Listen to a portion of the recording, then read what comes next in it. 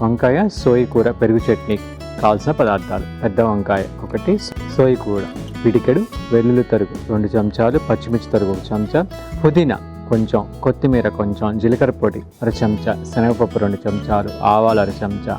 ఉప్పు రుచికి సరిపడినంత, పెరుగు 1 కప్పు, నూనె 2 చెంచాలు, ఉల్లిపాయ 1, జీలకర్ర 1 చెంచా, కారం 1 చెంచా. వంకాయ సోయి కూర పెరుగు చట్నీ తయారు చేయ విధానం: ముందుగా ఒక మిక్సింగ్ బౌల్ తీసుకుని దాంట్లో కాల్చిన ఉల్లిపాయ ముక్కలు, పుదీనా, సోయి కూర, కాల్చిన పెద్ద వంకాయ, కారం, ఉప్పు,